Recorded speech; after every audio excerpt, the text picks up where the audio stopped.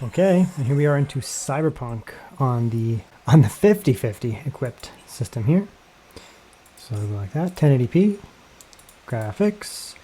Let's turn off ray tracing. Let's go ultra. So we'll go ultra. I mean, we can just try ultra native, see what that's like. Probably use a little bit of scaling, but see what we'll get ultra native. This is Dogtown and the Phantom Liberty expansion, which is very bad, very hard to run. So getting basically 60 is very good, to be honest. Just the native 60 experience can be fantastic. No frame gen, no scaling. You can see the VRAM usage at the top there. We're at 7.4. It's so nice that NVIDIA decided to put 8 gigabytes on the 5050. It just makes it so much more compelling. It actually makes the 5070 seem kind of garbage because it's like 2 tiers up in the same VRAM. But you can see here that how much of a problem that would be on the 5070 because it is a much faster GPU. And on this slower GPU, we're still getting 60 FPS and we're at almost 8 gigabytes.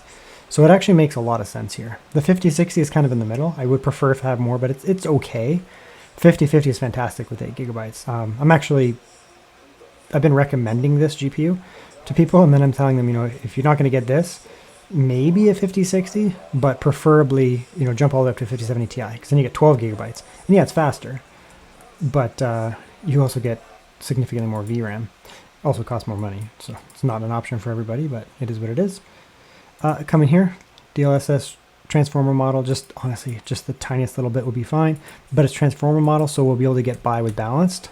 It won't be all like, there's no sparklies, as you can see, or cannot see. Looks fantastic. Performance might be a little high at 1080p. With transformer model, you could probably do it, but I don't like to do that.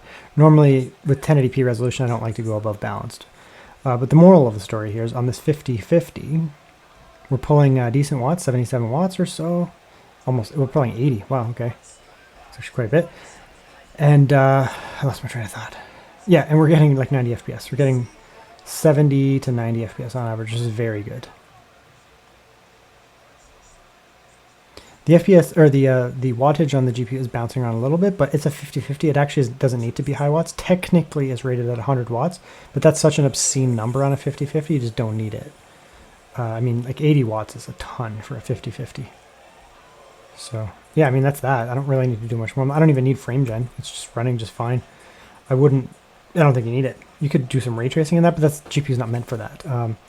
VRAM is just fine. So honestly, let's jump on to the next one. Okay. Elder Scrolls Oblivion Remastered. We are just going to start with some native 1080p. Maybe I should be able to do a lot of native 1080p on this GPU because we're going to have enough VRAM and the performance seems to be pretty good. So we'll try that. I will eventually do scaling because why not? But let's see. We're also on pretty high settings here. Yeah, I mean, the 5050 is just doing really well. I actually think it's like probably the winner of this generation. The 5070 Ti also is very good. Excellent performance, reasonable price, like affordable price, put it that way. But the 5050, I mean, you're just not paying much money and you're just getting good performance. I really was not that impressed with the 5070 at all. And the 5060, it's all right. But the 5050, I mean, 8 gigabytes of VRAM here, so we don't have to worry about the VRAM amounts here. And the performance is pretty damn good. Like, look at that. What's the setting here? I just want to double check. Yeah, it's high. And no scaling. This is high native. I mean, it's good.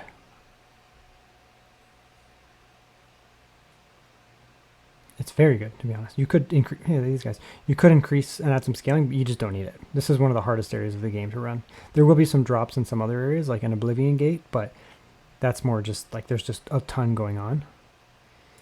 But what we can do is we're going to turn it up now. Ultra is way harder to run on this game. It's just brutal. So we will go ultra. I'm expecting like a pretty sizable performance drop here. Yeah, huge performance drop. Probably VRAM, to be honest. It doesn't show at 8 gigabytes, but it could be that, or it's just, yeah, ultra is just so hard to run in this game. So we're going to go down here. We'll just go like that. So we'll go quality, balanced, 1080p. Boom. And by the way, ultra doesn't run well like any GPU. It's so hard to run. Yeah, the DLSS kicked in. It didn't really do much, like maybe 2 frames or 3 frames. You can run it, I mean, sure. right? It just makes it less likely that you're going to lose frames a lot. But I mean, you're getting pretty good performance here. Now there are other things you can do. So you could come in here, for example, and you could go, let's actually turn it down to medium. Turn view distance up to high. And texture quality up to ultra. That's what I typically do. It just looks better, honestly. And then leave a little bit of scaling on. And so this is like a mixed medium, high, ultra setting. And it looks fantastic. This is usually how I play the game, like a nice mix. So you do have really good draw distance as well, with good quality off in the distance. And the close-up textures look fantastic this way. And like unless you're shadow peeping and that kind of stuff, you won't really notice the difference here. And we're well above 60 here. And you get, now we're on ultra textures, right? So it's going to look really nice up in the general textures, different palettes. When you look up close, it's going to look good.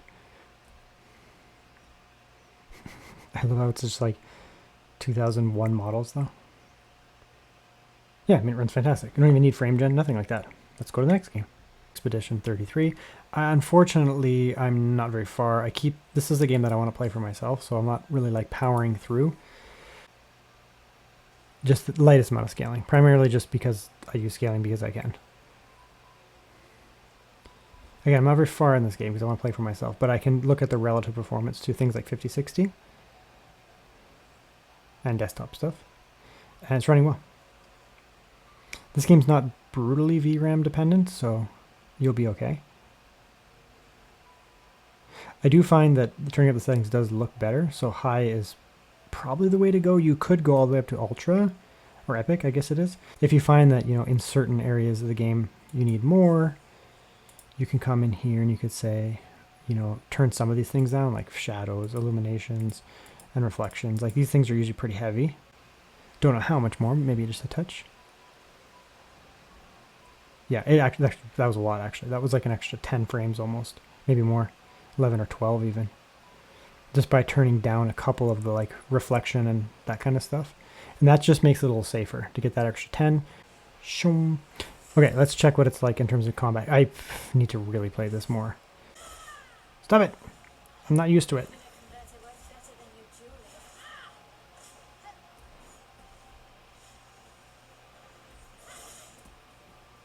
Jesus, just wrecking me, bro.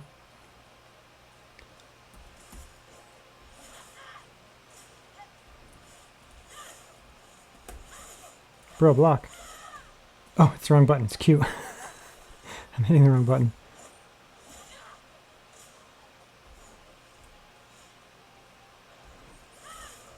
Wrecked by Mayo. Anyways, it runs fine. I just wanted to show that. Looks good. Okay, so let's check where we're at here on the LOQ 15. 1080p. Gotta look for that like dynamic resolution stuff. Yeah, there it is, off. Okay, and no scaling. And high. So we're just at high native 1080p. Pulling 75 to 80 or so. It's looking pretty good. Just basically like a 60 experience. Very close to 60. That's pretty good. Might drop down here and there, but again, no scaling and we're on high. Okay, and let's do a quick peek here at the LOQ 15 on the left with the RTX 5050, what this video is about, and the LOQ 17 on the right with the RTX 5060. Now, they do have different CPUs, but in this case, it's not going to make a huge difference. They're actually running at a somewhat similar watt. i5 versus i7 won't be a big difference there. What is going to be a big difference here between the two of them is one is an RTX 5050 left, 5060 right, running at fairly peak wattages in both cases for the offering and the GPUs that they have. So we can see here that on the left, the 5050 is pulling about 80-ish watts on the GPU in this scene here and giving us just shy of 60 FPS, which is honestly quite good. And on my LOQ 17 with the 5060, we're getting 100 to 108 watts. So it's, you know, close to the max of what the GPU can do, of course. And that one there is pulling about 76, 75, 76 FPS in this scene here. Then here, looking at a second scene, same exact setup where we have the 5050 left, 5060 right, and we're once again pulling very similar watts between the two of them. You know, there might be little differences here and there overall, but in this much more demanding scene here, the 5050 is not quite as far behind the 5060. But once again, the 5060 is offering more performance. So generally speaking, I mean, you can see here that in both cases, the 5050 and the 5060 in this lock is doing very well at this just native resolution here, but the 5060 is offering more performance.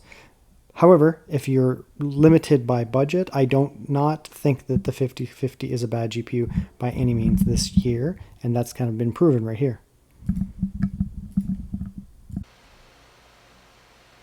Yeah, about another 5 to 10%. Interestingly, the watts drop down. Scaling behavior can be weird sometimes.